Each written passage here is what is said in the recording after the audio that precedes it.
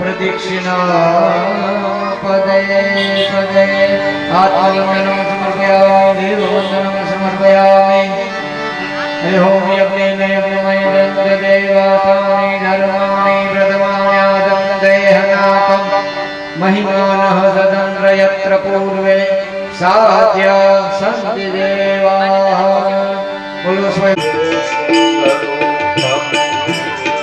निजमीर गुणा निर्विकल्पं निरीहं चिदाकाशमाकाश वासं भजेऽहं निराकारो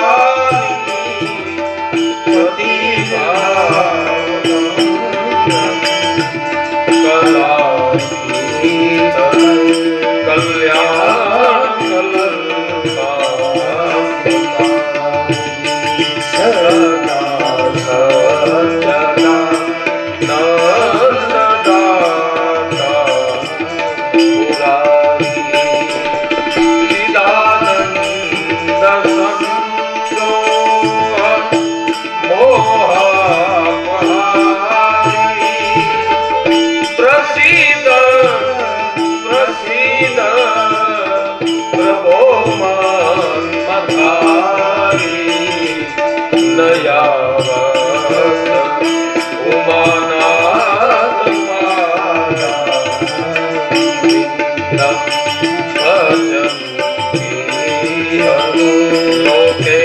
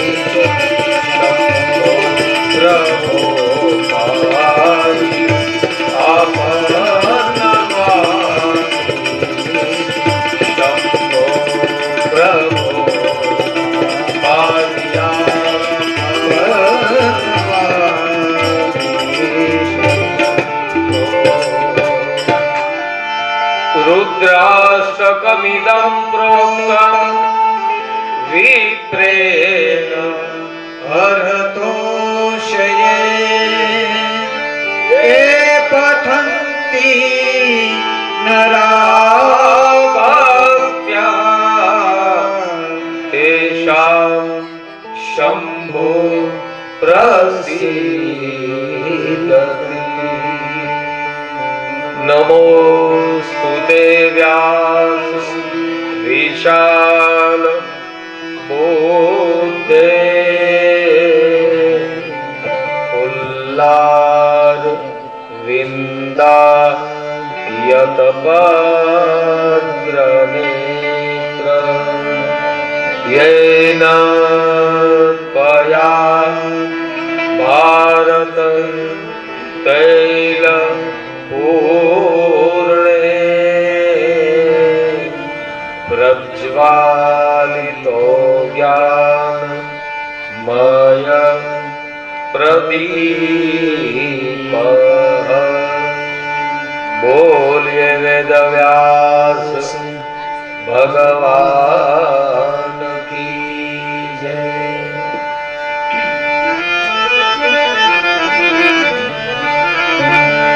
ओम नमः शिवाय।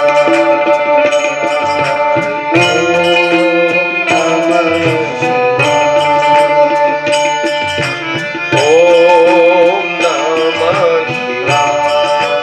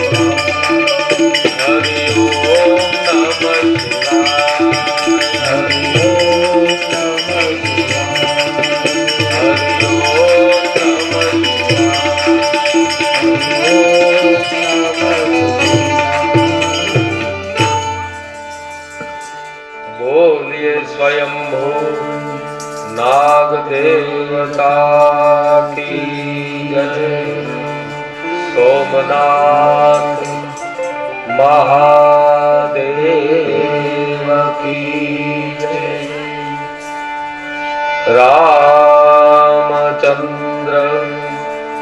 भगवान की जय। कृष्ण कन्हैया लाल जी महाराज की जय। सद्गुरु देव की जय। ओम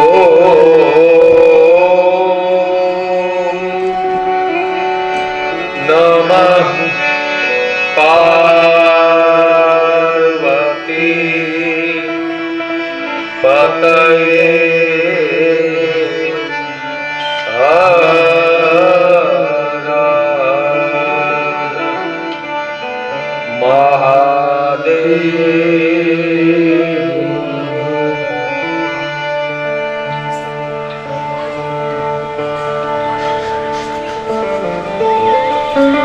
સ્વયંભૂ નાગ દેવતાના આ પુનીત અને પવિત્ર પટરાંગણમાં પરમ પૂજ્ય મહાન શ્રી હાર્દિક ગિરી બાપુની નિશ્રામાં આજની કથામાં પધારેલ દડવા મહંત તેમજ સાથે આવેલા સૌ સંતો, આપ સૌ અમરેલી અને આજુબાજુના વિસ્તારથી પધારેલા વિવિધ ક્ષેત્રના સૌ મહાનુભાવો, ભક્તિ શક્તિ સ્વરૂપા આપ સૌ મારી માતાઓ બહેનો, તેમજ મહાન શ્રી હાર્દિક ગિરી બાપુનો સમગ્ર પરિવાર, આપ સૌને હું પ્રણામ કરું છું અને આપ સૌ મારા પ્રણામને સ્વીકારશો એવી હૃદયની અભિલાષા રાખું છું.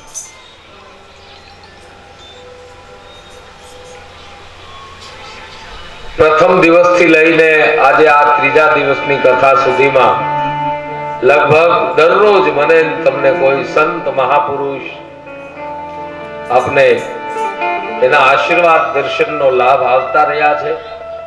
એમાં આજે પણ રાંદલના દડવા વાસાવડથી પરમ પૂજ્ય બાપુ પધાર્યા છે, એમની સાથે સંતો પધાર્યા છે. તો કાલની કથાનું અનુસંધાન લઉં અને પછી આપણે કથામાં પ્રવેશ કરીએ. ત્યારબાદ આપણે સંતોનું સન્માન પણ કરશું, એના આશીર્વાદ લેશું. પણ કાલે આપણે જોયું છે શૌનક આદિ ઋષિઓએ સૂતજી મહારાજને પ્રશ્ન કર્યો છે કે આ મહાદેવ એક જ એવા દેવ છે જે સકલ રૂપે પણ છે અને જે અકલ રૂપે પણ છે, જે સગુણ પણ છે, જે નિર્ગુણ પણ છે, જેની મૂર્તિ પણ પૂજાય છે અને જેનો જ્યોતિર્મય લિંગ સ્વરૂપ પણ પૂજાય છે. તો હે બાપજી, હવે અમને એ કહો એ આ મહાદેવનું જ્યોતિ સ્વરૂપ ક્યારે પ્રગટ થયું, એની પ્રથમ પૂજા કોણે કરી એ કહો. એવો પ્રશ્ન શૌનકજીએ રાખ્યો છે ને એનો જવાબ સૂતજી મહારાજ આપે છે. અને જ્યારે એ જવાબ આપવા જાય છે ત્યારે એમણે એમના ગુરુ પાસેથી જ્યારે આ કથા સાંભળેલી એટલે એના ગુરુ એને યાદ આવ્યા. ગુરુ સ્મૃત્વા ભવસ્નેહાદ વક્ષે તશૃણુવાદરાત. એના ગુરુજીની સ્મૃતિ થઈ. એ મંજર, એ માના ગાંવ, એ વ્યાસજીનો આશ્રમ, એ ખળખળ વહેતી સરસ્વતી નદી, એ ઉત્તંગ હિમાલયના શિખરો, બરફથી આચ્છાદિત એ બદ્રી ક્ષેત્ર અને એ કુટિયામાં વિરાજિત થયેલા ભગવાન વેદવ્યાસ અને એના ચરણમાં બેસીને વ્યાસે જ્યારે પુરાણોનું પઠન ને એનું ગાયન કર્યું અને જ્યારે સૂતે વ્યાસને પ્રશ્ન કર્યો કે હવે ભગવાન શિવજી લિંગ સ્વરૂપે જ્યારે પ્રગટ થયા એ કથા કહો, ત્યારે વ્યાસ ભગવાન સૂતને કહેવા લાગ્યા. આ હવે કથાનો ક્રમ જુઓ આપ બધા. એક તો ત્રિવેણીના ઘાટ ઉપર સૂતજી કથા કહે અને શૌનક આદિ ઋષિઓ કથાને સાંભળે. એને ત્યાં આ પ્રશ્ન રાખ્યો ગંગા કાલિંદીના સંગમમાં પ્રયાગરાજમાં. અને કથા કહેતા કહેતા સૂત પોતાની માનસિક સ્થિતિ બદ્રિકાશ્રમમાં ત્યાં માના ગામ અને ત્યાં સરસ્વતી નદી જ્યાં વહે છે એ વ્યાસના આશ્રમમાં એની મનસ્થિતિ ગઈ. આપણે બધા પણ અહીંયા અમરેલીમાં આ નાગદેવતાના પુનિત અને પવિત્ર પરિશ્રમમાં નથી બેઠા. થોડી વાર માટે આપણે વ્યાસના આશ્રમમાં જઈએ. પવન મંદ સુગંધ શીતલ હેમ મંદિર શોભિતમ વિકટ ગંગા વહત નિર્મલ શ્રી બદ્રીનાથ વિશંકર. હરે પવન મંદ સુગંધ શીતલ હેમ મંદિર શોભિતમ વિકટ ગંગા વહત નિર્મલ શ્રી બદ્રીનાથ વિશંકર. શ્રી બદ્રીનાથ વિશંકર. શ્રી બદ્રીનાથ. તો એ બદ્રી ક્ષેત્રમાં વ્યાસજીનો આશ્રમ છે અને એ જગ્યાએ સૂતજી મહારાજ વ્યાસજીને પ્રશ્ન કરે છે. એ યાદ આવે છે સૂતને અત્યારે બધું. એ શૌનક, એ વખતે તમને જેવો પ્રશ્ન છો એવો એક વખત મને પણ પ્રશ્ન થયેલો. જ્યારે હું શિવ કથા મારા ગુરુદેવ વ્યાસ પાસેથી સાંભળતો હતો ત્યારે મેં વ્યાસને પ્રશ્ન કર્યો, મારા ગુરુદેવને પ્રશ્ન કર્યો. ત્યારે મારા ગુરુદેવ ભગવાન વેદ વ્યાસે આ કથા કહી. વેદ વ્યાસે પણ આ કોકની પાસેથી કથા સાંભળી. એમણે સનત કુમારો પાસેથી કથા સાંભળી. પધારો પધારો, મહેશ બાપુ પધાર્યા છે. આપણે તાળીઓથી બાપુને વધાવીએ.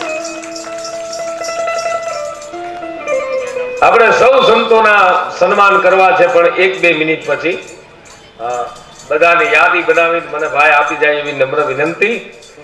અમારે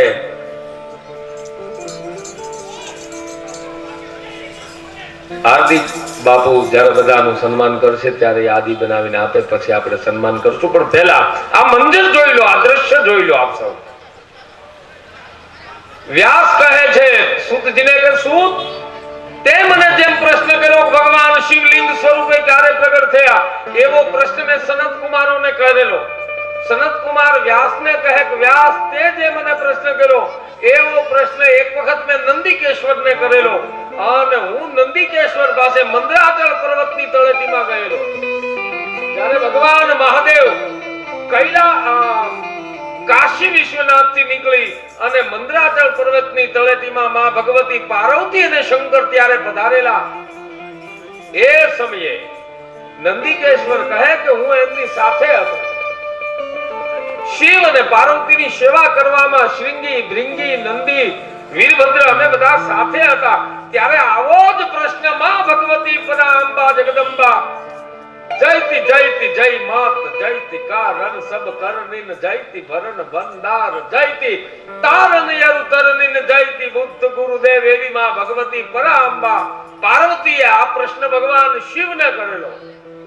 હે મહાદેવ, તમે પ્રથમ વખત આ જ્યોતિર્લિંગ સ્વરૂપે ક્યારે પ્રગટ થયા? અને ભગવાન મહાદેવે એ કથાને માં ભગવતી પાર્વતીની સામે જ્યારે કહી ત્યારે નંદિકેશ્વર કહે છે કે હું ત્યારે સાંભળવામાં બેઠો હતો ત્યાં, અને મેં જે સાંભળેલી કથા છે એ સનત કુમારો હું તમને કહું છું. અને પછી નંદિકેશ્વર એમ આ ગુરુ પરંપરામાં આ કથા ઉતરી છે. કથા એમનેમ નથી આવતી, જ્ઞાન એમનેમ નથી મળતું. તમારે ગુરુ પરંપરામાં ઉતરવું પડે છે. ક્યારેક ક્યારેક જ્ઞાનનો છાંટો મને ને તમને મળે છે.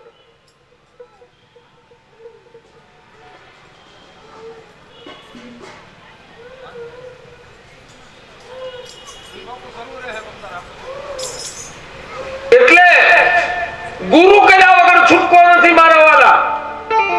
જગતનો બાપ જે હોય એવો કૃષ્ણ, એને પણ પોતે ગુરુ કર્યા છે. એનું આપને પ્રમાણ આપું. વસુદેવ સુતમ દેવમ કંસ ચાણૂરમર્દનમ દેવકી પરમાનંદમ કૃષ્ણમ વંદે જગત. કૃષ્ણ જગતના ગુરુ છે. એ કૃષ્ણને પણ જ્યારે કઈ જ્ઞાન પ્રાપ્ત કરવું છે તો એમણે પણ સાંદીપનીને ગુરુ કરેલા. જે જગતનો ગુરુ છે એને પણ ગુરુ કરેલા. અને મારો ભગવાન ભોળિયો નાથ તો એ ત્રિભુવનનો ગુરુ છે. આ એક ભુવનનો નહીં, ત્રણેય ભુવનનો ગુરુ છે.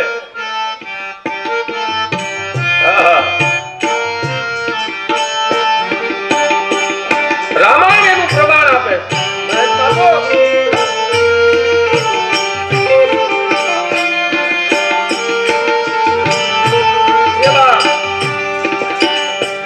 तुम त्रिभुवन गुरु वेद बखाना,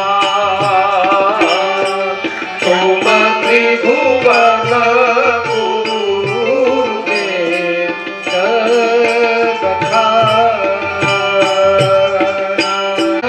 गुरु वेद बखाना. वंदे बोधमयं नित्यं गुरु शंकर रूपिणो अभ्याम विना न पश्यन्ति सिद्धा स्वान्ता स्थमीश्वरा. तुम त्रिभुवन गुरु वेद बखाना, तुम त्रिभुवन गुरु वेद बखाना. पावन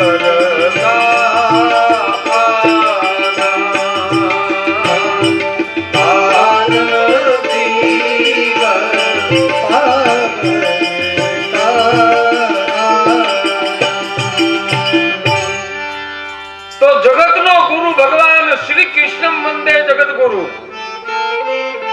અને આ ત્રણેય ભુવનનો ગુરુ મારો ભગવાન મહાદેવ, મારો ભોળિયો નાથ. એ ત્રણેય ભુવનનો ગુરુ છે. ભાઈ આમાં થોડુંક રિપીટ આવે છે. મારા વાલા, તમે ગમે ત્યાં હોય, કૃષ્ણને પણ ગુરુ કરવા પડ્યા. જે ત્રણ આ જગતનો ગુરુ છે એને પણ સાંદીપની પાસે જવું પડ્યું.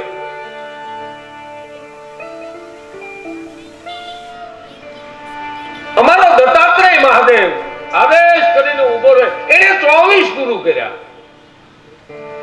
અરે છોડો, આખા જગતનો આદિ શિવ ઓમકાર જે છે એ આદિ મારો ભગવાન ભોળિયાનાથને પણ ગુરુ કરવા પડ્યા. હવે તમને શંકા જશે કે જે ગુરુઓનો ગુરુ છે એવા ભગવાન મહાદેવના ગુરુ પણ છે. એનું પ્રમાણ આપું મહેશ બાપુ. મહાભારત અંતર્ગત ખીલ ભાગ કહેવાય, જેને આપણે હરિવંશ પુરાણ કહીએ. મહાભારત જેને જોયું હશે એમાં ખીલ ભાગ, જેને આપણે હરિવંશ પુરાણ માનો ને, હરિવંશ પુરાણ. એ હરિવંશ પુરાણમાં એક પ્રસંગ આવે છે જેમાં ગુરુ બૃહસ્પતિની પત્ની તારા એ ચંદ્રલોકમાં ગયા, પછી ત્યાંથી પાછા આવ્યા જ નહીં. એટલે બૃહસ્પતિએ ઘણા સેવકોને મોકલ્યા, બધાને કેવરાયું, પણ તારા આવ્યા નહીં. એટલે ચંદ્ર કહે કે એને નહીં મોકલું હું. એટલે કોઈ રીતે ચંદ્ર માન્યો નહીં. એટલે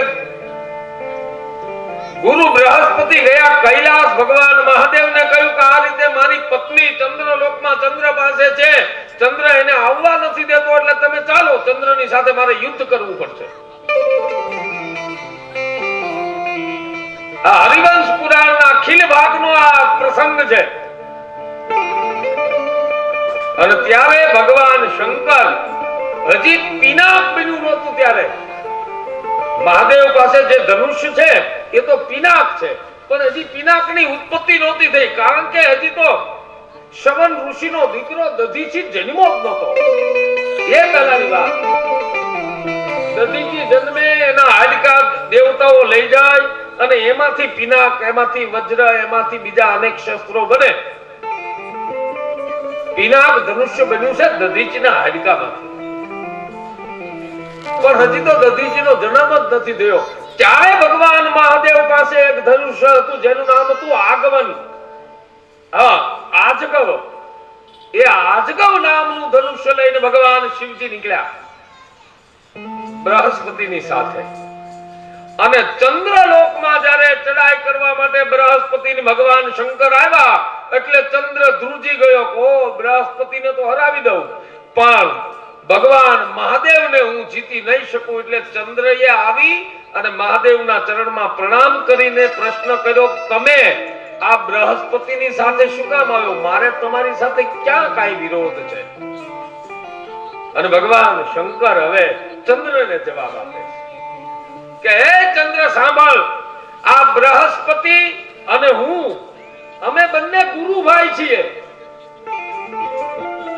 અને અમે બંને જણાએ અંગીરા નામના જે ઋષિ છે એની પાસેથી શસ્ત્ર વિદ્યાની અમુક પ્રકારની વિદ્યા મેં અને બૃહસ્પતિએ અંગીરા પાસેથી મેળવી. એના લીધે અમે બંને ગુરુભાઈ કહેવાય.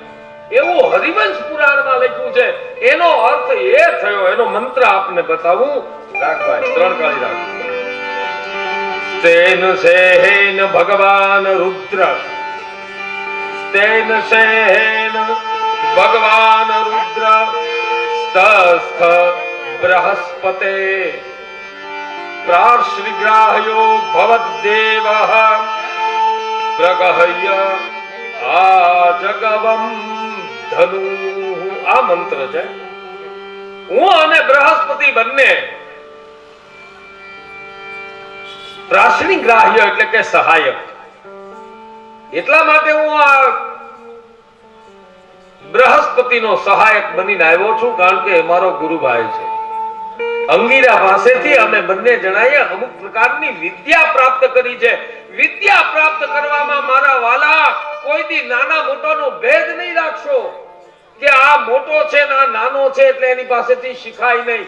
વિદ્યા ગમે એની પાસે જાય, ભક્તિ ગમે ત્યારે ગમે ત્યાંથી પ્રગટ થાય. એ તો 5 વર્ષના પ્રહલાદને પણ ભક્તિ પ્રગટ થાય અને 5-7 વર્ષના ધ્રુવ પાસે પણ ભક્તિ પ્રગટ થાય અને 9 વર્ષના ઉપમન્યુની સાથે પણ ભક્તિ પ્રગટ થાય. એ પણ પરમાત્માને ભજીને પ્રગટ કરી શકે. આ ભક્તિ અને વિદ્યામાં કોઈ દિવસ ઉંમર સાથે ગણતરી નહીં રાખશો. એ ગમે ત્યાં ગમે એ રીતે પ્રગટ થાય. ભક્તિ કરે પાતાલ में અને પ્રગટ હોય આકાશ. દાબી દુબી ના રહે કસ્તુરીની વાત. આ એક વસ્તુ છે એમાં. જન્મ જન્માંતરના સંસ્કાર જ્યારે પડ્યા હોય ત્યારે બાળપણમાં ભક્તિ જાગે છે, એમનેમ નથી જાગતી. એ જન્મ જન્માંતરના સંસ્કાર લઈને જે આત્મા આવ્યો હોય એ જ આત્મા બાળપણમાં ભગવાનને પ્રગટ કરી શકે છે. બાકી પુનરપી જનનમ પુનરપી મરણમ પુનરપી જનની જઠરે શયનમ જન્મ જન્મ મુનિ જતન